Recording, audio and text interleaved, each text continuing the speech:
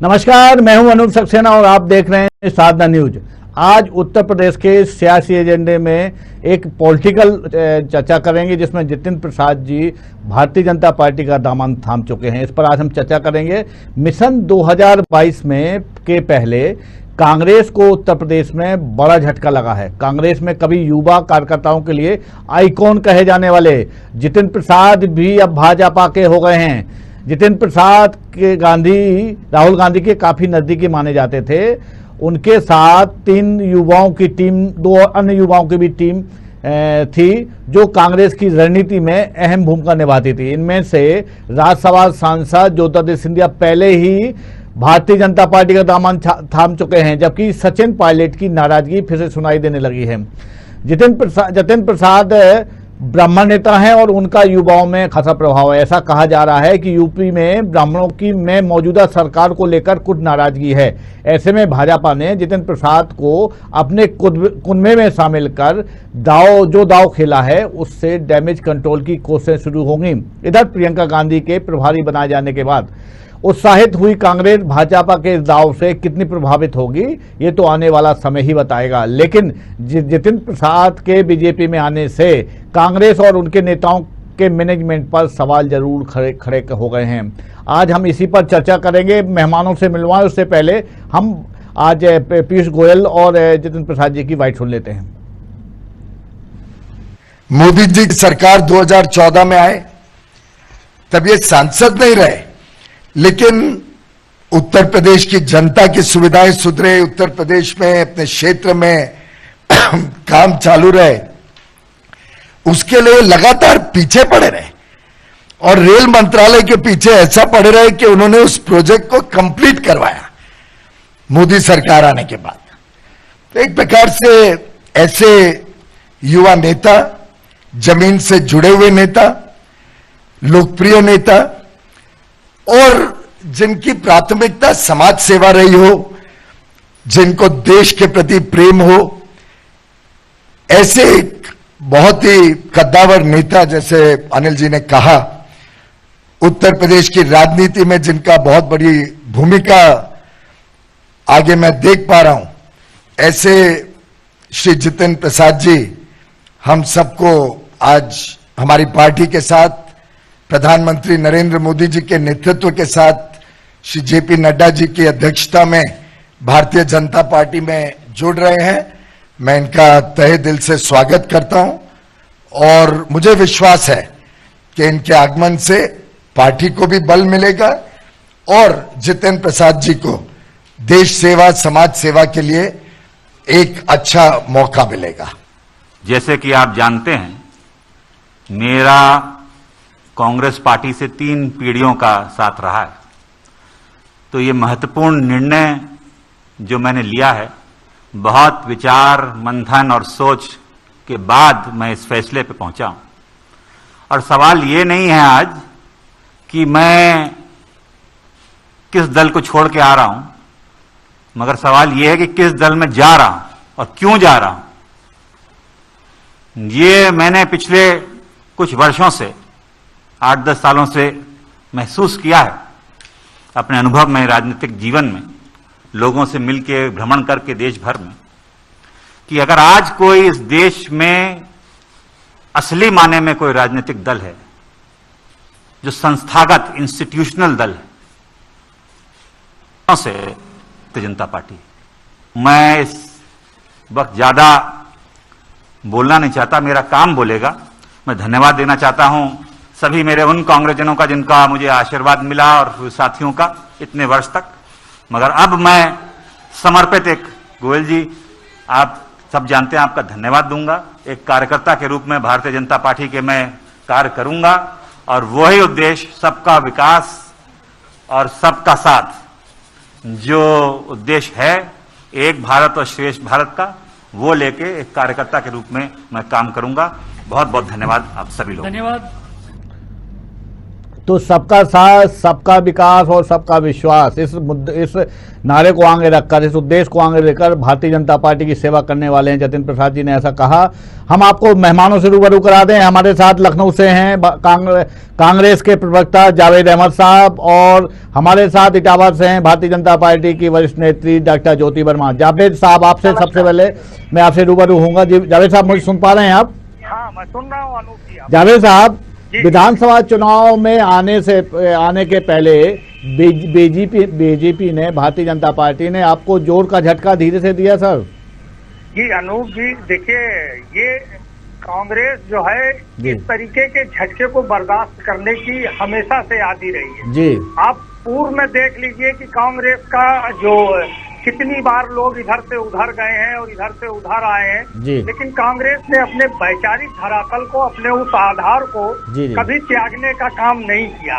कांग्रेस ने जितिन प्रसाद जी के परिवार की 3 पीढ़ियों को वो सम्मान दिया है कि आज वो सम्मान जितिन प्रसाद जी को कहाँ मिला भाजपा में शामिल होने के समय। भाजपा में जब किसी कद्दावर नेता को शामिल किया जाता है तो उसकी मुलाकात अमित शाह जी से जरूर कराई जाती है और उनके सामने वो शामिल होते हैं। आज वहाँ पर तीसरी कैटेगरी के नेता पीयूष गोयल के सामने उनको शामिल होने का अवसर मिला है। सर, ये मामला अब सर जावेद साहब, वो भाजपा में किस स्तर पर जाकर उनका समायोजन हो। जावेद साहब, ये अब सब्जेक्ट आपका विषय नहीं है, तो वो खुद जतिन जी देखेंगे। सवाल ये है आपका कि आपके दल से एक बड़े नेता, आप उनको मानते हैं, आप कह रहे हैं कि आप 3 पीढ़ियों से, जतिन प्रसाद जी के परिवार ने, पीढ़ियों ने आपका साथ दिया, कांग्रेस को आगे बढ़ाया है और आज वो चले गए, तो उससे कितना नुकसान होने वाला है सर?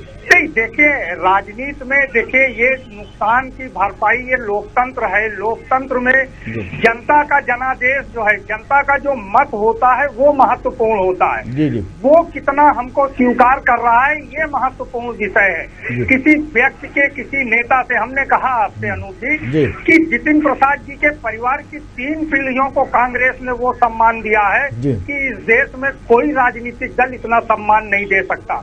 वो हमारे राष्ट्रीय नेतृत्व के साथ जब चाहते, जब वो संवाद करते, उनके करीब रहे, उनको केंद्रीय मंत्री बनाया। उनके पिताजी के निधन के बाद वो चुनाव भी हारे, लेकिन हमारा कांग्रेस का भरोसा जितिन प्रसाद जी पर था। उन्होंने भरोसे को तोड़ा है और भरोसे को तोड़कर अगर वो गए हैं तो उनको बधाई है। वो भारतीय जनता पार्टी में नई पारी की शुरुआत करें, लेकिन कांग्रेस अपनी विचारधारा से, अपने सिद्धांतों से कोई समझौता नहीं करेगी। हम अपनी विचारधारा के साथ 2022 के विधानसभा चुनाव में जनता के बीच में जाएंगे।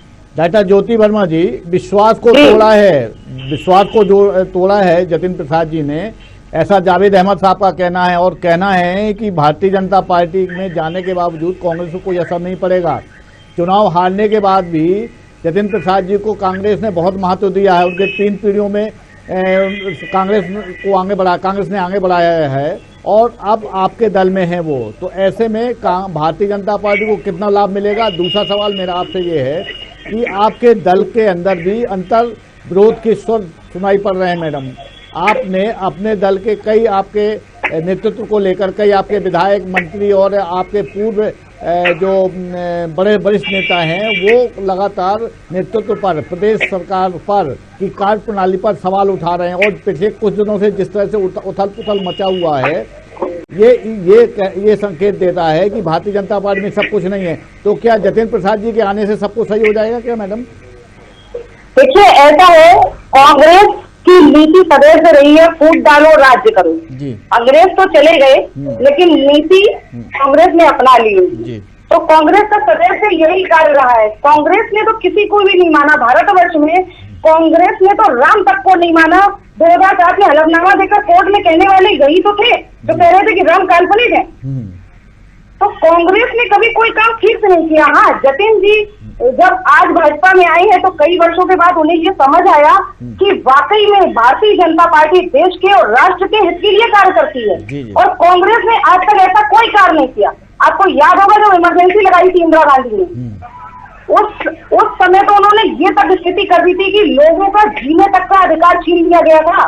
लोगों को ये अधिकार नहीं था कि वो जी सकते हैं। यदि उस बीच किसी को गोली लग जाए और उसकी मौत भी हो जाए तो आर्टिकल 19 के तहत नागरिकों के स्वतंत्रता के अधिकार समाप्त कर दिए गए थे। ये था वो आपातकाल जो इंदिरा गांधी जी ने लगाया था। ये है कांग्रेस की नीति। जब हम 1988 में भारत माता का एकात्मकता का रथ चला रहे थे उस समय सीएम वीर बहादुर सिंह जी थे और उसको रोकने वाली भी कांग्रेस थी। 1966 में सेवक संतों पर गोली चलाने वाली कांग्रेस थी। मैडम, कांग्रेस ने क्या किया है? डॉक्टर ज्योति वर्मा जी, आप कह रहे हैं फूट डालो, तो फूट तो आप डाल रहे हैं मैडम। भारतीय जनता पार्टी में जो शामिल हो रहे हैं वो कांग्रेस के वरिष्ठ नेता थे, कहीं ना कहीं आपने पहल की, उनको अपने दल में मिलाया, तो फूट डालने वाली बात जो आप कह रहे हैं कहीं आप पे लागू नहीं हो रही मैडम? ये जी नहीं, वो ये बात समझ पा रहे हैं अब कि भारतीय जनता पार्टी देश के हित में काम कर रही है। हम गलत दल में थे, वहाँ हमें नहीं होना चाहिए था। अब हम ऐसे दल में आएंगे जहाँ राज्य मोदी जैसा प्रधानमंत्री एक किए दे रहा है और निरंतर देश की भलाई के लिए और हित के लिए कार्य कर रहा है। तो ऐसे व्यक्ति के साथ काम करने में आपको देश की भी सेवा का अवसर मिलेगा। मैडम, और 2 पीढ़ियां और मैडम मिलेंगी। जतिन प्रसाद जी की पिछली 2 पीढ़ियां कांग्रेस में रही हैं, उन्हें तब नहीं समझ में आया, अब जतिन प्रसाद जी को समझ में आएगा। और अब एक चुनाव वो हार चुके हैं, ऐसे उसके बाद अब बहुत देर नहीं हो रही है उनको समझने में। ऐसा है, हमारे यहाँ कहावत कही जाती है, जब जागे तभी सवेरा जी।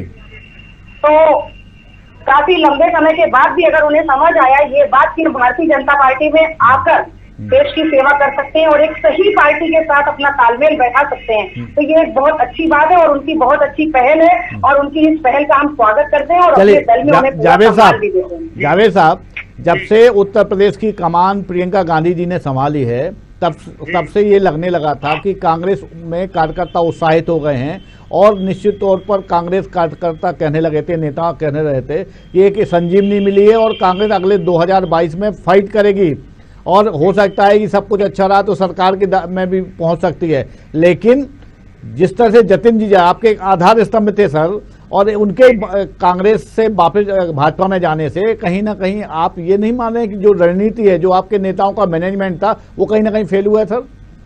देखिए अनूप जी, हम आपके प्रश्न का भी उत्तर देंगे और ज्योति जी ने जो कहा है जी हम उस पर भी 10 सेकेंड जो है बोलना चाहेंगे। बिल्कुल बोलिए सर, बोलिए। देखिए ज्योति जी ने आपातकाल की बात की है। आपातकाल को सोनिया जी ने, राहुल जी ने किस तरीके से कहा कि वो एक गलती थी और इंदिरा जी ने स्वयं स्वीकार किया था बात। अरे इतनी बड़ी गलती थी जहाँ लोगों का जीने का अधिकार। ज्योति जी पहले बात होने दीजिए, उनको बात करने दीजिए। डिबेट को इधर उधर मत। हाँ रुकिए, आप बात करिए ज्योति जी, 1 मिनट इनको बात करने दीजिए। आप भारतीय जनता पार्टी में एक पुराने साथी हैं लोक दल के सतपाल मलिक जी, जो इस समय गवर्नर हैं जी। भारतीय, और वो सतपाल मलिक जी ने स्वयं जो कहा है कि भारतीय जनता पार्टी के लोगों को पूछ लेना चाहिए। इंदिरा जी उस आपातकाल के समय में सतपाल मलिक जी से लगातार संवाद करती थी और नेताओं के कपड़े से लेके उनके खान पान तक की प्रतिदिन की व्यवस्था सतपाल मलिक जी के मार्फत होती थी। अटल जी से क्या तो सर आपने जेल में डाल दिया वो। ये देखिए संवाद में खुला, उसको सतपाल मलिक जी ने स्वयं स्वीकार किया है और सतपाल मलिक जी से मेरी बात हुई। आज भारतीय जनता पार्टी में राष्ट्रीय लोक दल की पृष्ठभूमि के कई लोग केंद्र में मंत्री हैं, प्रदेश में मंत्री हैं, राज्यपाल हैं कई लोग। तो ये पहले अध्ययन कर लेना चाहिए कि वो आपातकाल था क्या, किन परिस्थितियों में था। पहली चीज, उस पर हम कोई बहुत लंबी बात नहीं करना चाहिए। यही अगर करेंगी तो फिर मैं आपको न बोलने देता। ये तो नहीं जावेद जी आप बात करिए। डॉक्टर ज्योति वर्मा जी आपको सुन रही हैं। गंभीर डिबेट करता हूँ। जी जावेद जी आप बात करिए अपनी।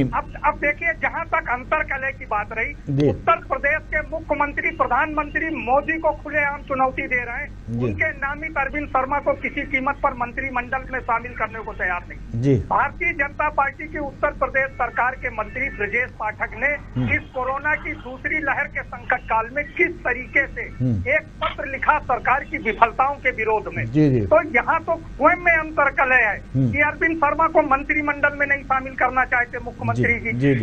प्रधानमंत्री जी ने अपनी पहला ऐसा अवसर था कि उनके जन्मदिन पर उनको बधाई नहीं दी। पूरी तरीके से तलवारें भजी हुई हैं। विधायकों की स्थिति क्या है? विधायक किस तरीके से खुलेआम कह रहे हैं कि अगर हम सरकार के खिलाफ बोल देंगे तो हमारी सरकार हमारे खिलाफ राजद्रोह का मुकदमा कर देगी। तो तानाशाही पूर्ण रवैया किसका है? किस तरीके से, अब आप अगर हम कहें तो एक उदाहरण और दे दें कि किस तरीके से प्रदेश के मुख्यमंत्री जी लगातार कह रहे थे कि उत्तर प्रदेश में ऑक्सीजन की कमी नहीं है और ऑक्सीजन की कमी की अफवाह फैलाने वालों पर हम मुकदमा दर्ज करेंगे, उनकी संपत्ति जब्त करेंगे। क्या हुआ? आगरा में किस तरीके से ऑक्सीजन की कमी के बाद मॉकड्रिल हुई और 22 लोगों की दुखद मौतें हो गई।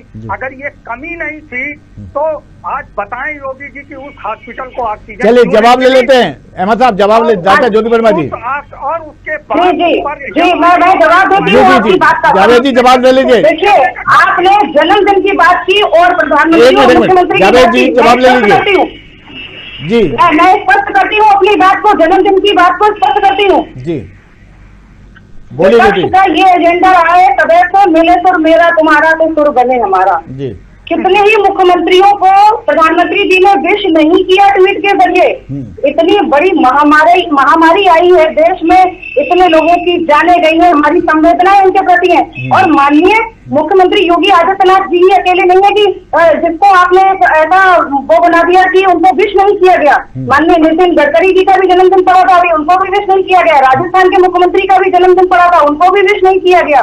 टेलीफोन से विश किया गया। तो ये सब किसने विश किया और किसने नहीं किया, ये जन्मदिन का जो विषय है, ये अपने व्यक्तिगत संबंध में और बहुत अच्छे संबंध में प्रधानमंत्री के सभी मुख्यमंत्रियों से वो सबको बराबर मानते हैं। अगर दूसरी सरकार का भी है तो भी विश करते हैं। लेकिन आप फिर अगर ट्वीट पे बैठे हैं कि ट्वीट नहीं आया, विश नहीं किया, तो बेवजह का एजेंडा बना दिया, इसका कोई इशू नहीं। और रही बात आपातकाल की, आज का ये विषय भी नहीं है, ये मैंने सिर्फ इसलिए कहा क्योंकि कांग्रेस की नीतियों पर बात हो रही थी। आपातकाल एक ऐसी घड़ी थी जो गलती नहीं है, गुनाह से भी बढ़कर है, जिसकी तो कल्पना भी नहीं की जा सकती। उस समय जो लोग जीने को तरस गए थे, ज्योति वर्मा, अहमद साहब ने स्पष्ट किया है, उन्होंने एक सेकंड मुझे समय दीजिए, मैं चुप सुनी थी मैंने, मैं नहीं बोली थी बीच में। आज मीडिया स्वतंत्र है, उस समय मीडिया भी स्वतंत्र नहीं थी। रातों रात जब आपातकाल की घोषणा हुई, उस समय बहादुर शाह जफर मार्ग पर स्थित जितने भी अखबारों के दफ्तरों की बिजली थी वो रात में ही काट दी गई थी, शायद इसकी जानकारी होगी। और धारा 352 जो असीमित अधिकार सरकार को देती थी, उसका इंदिरा गांधी जी ने पूरा उपयोग किया। जब तक पहले सत्ता में रहे, लोकसभा विधानसभा चुनाव की जरूरत नहीं थी, मीडिया और अखबार भी आजाद नहीं थे, सरकार जो चाहे वो कानून पास करा सकती थी। उस समय मीडिया को तो छोड़िए, न्यायपालिका भी डर गई थी। एक घटना बताती हूँ उस तरह की, मुझे सिर्फ 10 सेकंड का समय दीजिए आप। जबलपुर के एडीएम थे, उन्होंने अपने आदेश में मैडम वो ठीक है आप मैडम ज्योति वर्मा जी आपातकाल को छोड़िए। मेरा सवाल ये है, जो जावेद अहमद साहब ने कहा कि आपके दल में भी जिस तरह से विधायक कह रहे हैं कि अगर हम विरोध में बोलेंगे तो हमारे खिलाफ राजद्रोह लग जाएगा, उनका ये भी आरोप है कि अरविंद शर्मा को मंत्री नहीं बनाने दिया जा रहा है। तो जो उथल पुथल जो आपस में खींचतानी मची हुई है, उससे जतिन प्रसाद जी के आने से कितना लाभ मिलेगा मैडम? उसका जवाब चाहते हैं जावेद अहमद जी। देखिए, लाभ किसी के आने से मिलेगा या किसी के आने से हानि होगी, ये विषय ऐसा नहीं है। चुनाव का जो भी निर्णय होता है, ये लोकतंत्र हमारे यहाँ जनता जनार्दन करती है। और जनता का जो भी फैसला होगा वो भारतीय जनता पार्टी को स्वीकार होगा। अच्छा ज्योति वर्मा जी, एक सवाल है कि विपक्षी दल कहते हैं कि जैसे ही चुनाव आते हैं भारतीय जनता पार्टी में खरीद फरोख्त की बात चालू हो जाती है, और जैसे ही जैसे चुनाव नजदीक आते जाते हैं जो कद्दावर मजबूत लोग होते हैं उन्हें लालच देके किसी न किसी तरह से अपने दल में शामिल कर दिया जाता है। वेस्ट बंगाल में भी ऐसा हुआ, लेकिन उसका लाभ बहुत ज्यादा वेस्ट बंगाल में नहीं मिला, कई दूसरे राज्यों में मिल सकता है। मध्य प्रदेश भी इसका उदाहरण है। इस संबंध में आपको क्या कहना है? देखिए, मैं अपनी बात स्पष्ट कर दूं इस विषय पर कि खरीद फरोख्त, पहली बात तो ये, भारतीय जनता पार्टी इस समय कोई राजनीति नहीं कर रही है, वो अपना पूरा कॉन्सेंट्रेट सिर्फ कोविड जैसी महामारी से देश को उबारने में कर रही है। जब राजनीति करनी होती है तो भारतीय जनता पार्टी राजनीति भी कर लेती है, लेकिन ये समय राजनीति का नहीं है। लेकिन विपक्षी दलों के पास सिर्फ एक ही मुद्दा बचा है जो वो ढूंढ रहे थे, अब वो भी समाप्त हो गया है। अब कौन सा नया विषय आएगा ये मैं सोच रही हूँ, और मैं तो दुआ करती हूँ कि विपक्ष सलामत रहे, सभी लोग टीके लगवाएं, सभी लोग निरोगी रहे। विपक्ष जितना मजबूत होगा उतना ही दमदार पक्ष होगा। जावेद अहमद साहब, ज्योति वर्मा जी अपनी जो जवाब है वो गोलमोल दे रही हैं, स्पष्ट नहीं बात कर पा रही हैं वो।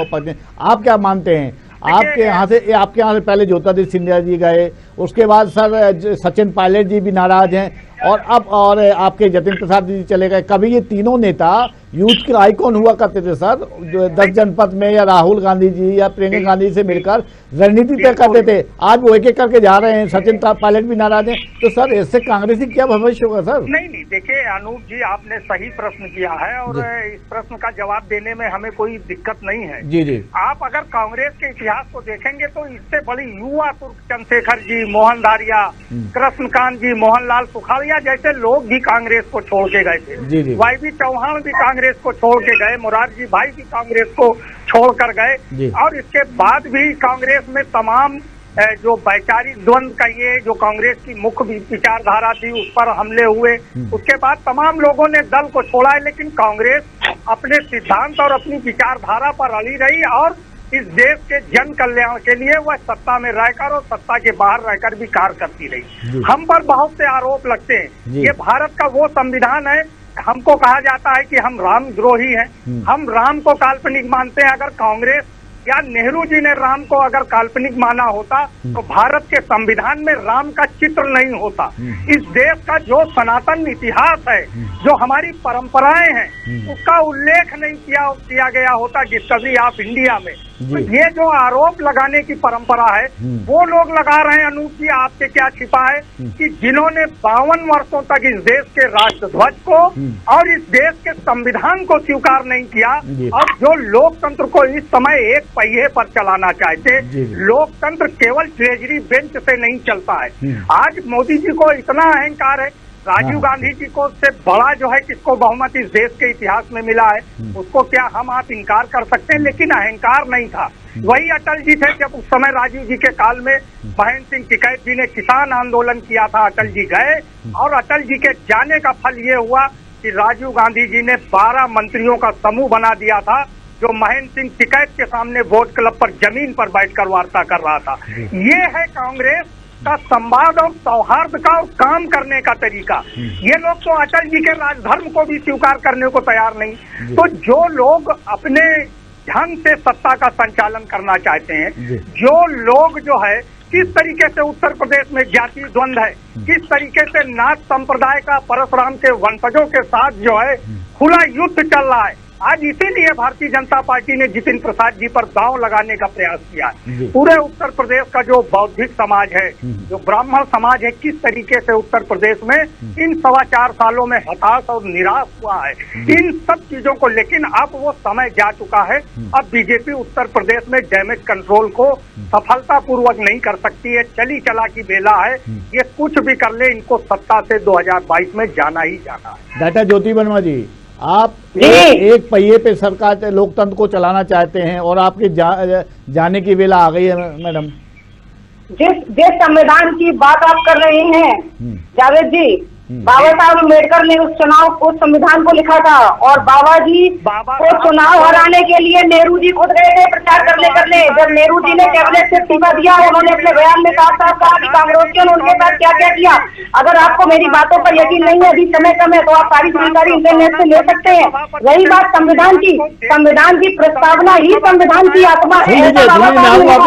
कांग्रेस ने संविधान की प्रस्तावना उसको कुचलने का कार्य किया, उसकी आत्मा को कुचलने का कार्य किया। मुखर्जी को भी कश्मीर मामलों का मंत्री बना दिया था।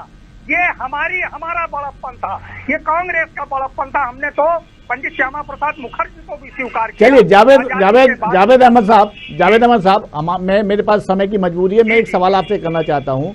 जतिन जी के जाने के बाद से कांग्रेस की रणनीति क्या हुई? कितना कमजोर मान रही है? कितना नुकसान हुआ कांग्रेस को आपके हिसाब से? देखिए अनूप जी, निश्चित रूप से देखिए, कोई भी अपना साथी जाता है तो दुख अवश्य होता है, इसमें कोई दो राय नहीं है। राजनीति में हम लोग व्यक्तिगत शत्रुता पर विश्वास नहीं करते।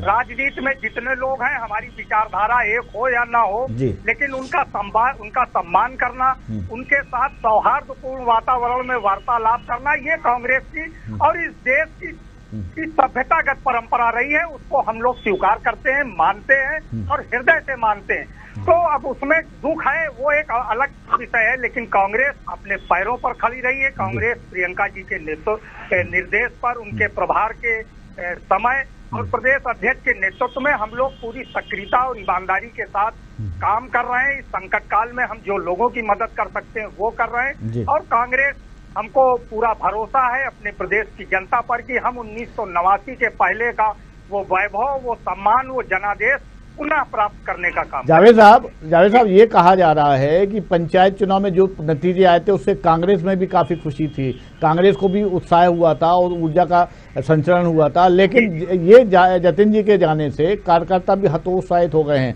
विशेषकर कई ऐसे लोग हैं, आपके पूर्व विधायक हैं, पूर्व जनाधार वाले नेता हैं जो हाशिए में हैं, लगातार पड़े हुए हैं, उन तक आपकी कोई पहुंच भी नहीं हुई है। जतिन प्रसाद जी का मामला कोई नया नहीं है कि अभी तत्काल आज आए, उन्होंने निर्णय लिए चले गए। वो काफी दिनों से नाराज चले थे, तो उनको मनाने की, उनको समझाने की पहल क्यों नहीं हुई सर?